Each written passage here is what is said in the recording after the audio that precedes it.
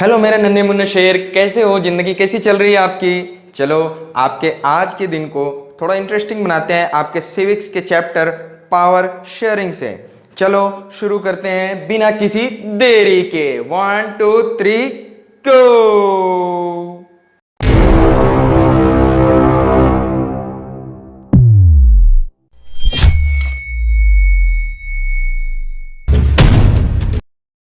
हाँ तो बच्चों, पता है हम लोग पढ़ेंगे इस चैप्टर में पावर शेयरिंग के बारे में।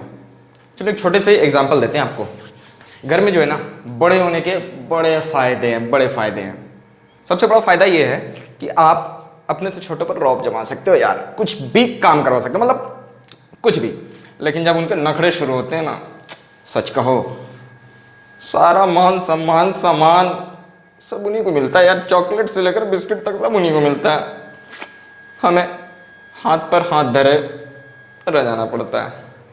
खैर छोड़ो यार, पावर शेयरिंग आपको लास्ट में समझ में आएगा क्यों ज़रूरी है। हम लोग यूरोप के एक छोटे से कंट्री का एग्जांपल लेते हैं, बेल्जियम का, जिसके बाउंड्रीज जो है नीदरलैंड, जर्मनी और फ्रांस शेयर करते हैं। ओके, और उसका कैपिटल है ब्रुसेल। समझ गए? अब इसमें दो रीजन है, एक है वोलोनिया रीजन और एक है फ्लेमिश रीजन। तो फ्लेमिश रीजन में जो है वो डच स्पीकिंग लोग रखते थे, जो 59% लगभग पॉपुलेशन शेयर करते हैं। एंड वोलोनिया रीजन में 49% लोग फ्रेंच बोलने वाले हैं। समझ रहे हैं? एंड रिमेन 1% जो है ना, वो जर्मन बोलते हैं। समझ गए? लेकिन कैपिटल में ठीक उलट है। यहीं से तो शुरू होते हैं इसकी खींचातानी। समझ रहे हैं? 80% पीपल जो है वो फ्रेंच बोलने वाले लोग हैं, जबकि 20% लोग जो हैं वो डच बोलने वाले लोग हैं। बड़ा परेशानी रे बाबा, बड़ा झोल है। और यहां पे जो है माइनॉरिटी फ्रेंच स्पीकिंग जो लोग हैं, समझ रहे हैं, वो बड़े ताकतवर हैं एज कंपेयर टू डच। अब पावरफुल भी है, रिच है, एंड वही जो है सारा वहाँ पर जो है कार्यभार संभालते हैं। और इससे क्या हो गया कि उन दोनों कम्युनिटी के बीच में बड़ा टेंशन आ गया। टेंशन समझते हैं, वो तनाव नहीं, खींचातानी, समझ रहे हैं? सारा गड़बड़ झाला यहीं से स्टार्ट हो गया। सारे लोग बोलने लगे मारो, अरे तोड़ देंगे कोना ना, आगे मत बढ़ना। आगे देखते हैं कि उन्होंने सॉल्यूशन क्या निकाला। तो सॉल्यूशन जो है ये निकाला गया कि सेंट्रल गवर्नमेंट में जो है हाफ डच और हाफ फ्रेंच बोलने वाले लोग रहेंगे, एंड दोनों को जो है कॉन्स्टिट्यूशन को मानना पड़ेगा, वहां के रूल से सेटिस्फाइड होना पड़ेगा। स्पेशल लॉ बनाए गए, ठीक है, दोनों ग्रुप को जो है सपोर्ट करने के लिए, ताकि दोनों के मांगे जो है फुलफिल हो सके अच्छे से। स्टेट गवर्नमेंट को जो है कुछ पावर दिया गया सेंट्रल गवर्नमेंट का, जो कि वो इंडिपेंडेंटली यूज कर सकते थे। समझ रहे हैं?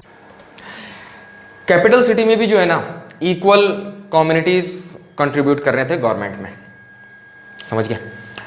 एंड कम्युनिटी गवर्नमेंट अलग से बनाया गया, यानी जो छोटे छोटे और भी कम्युनिटीज हैं उनके कल्चर, लैंग्वेज और एजुकेशन का ध्यान रखने के लिए, यानी हर चीज का ख्याल रखा गया। धनक दिन ताना तिनक दिन ताना धूम ताना नाना धूम ताना नाना। नहीं, नाटक की तरफ नहीं जाते हैं हम लोग, वो सीरियल से हटते हैं रे बाबा। तो इससे क्या हुआ ना कि दोनों कम्युनिटीज के लोग जो है अब खुश रहने लगे और उन दोनों का निपटारा हो गया। बड़ा झोल था रे बाबा। अब हम एशिया के एक छोटे से कंट्री का बात करते हैं। अरे हाँ भाई, रावण वाला।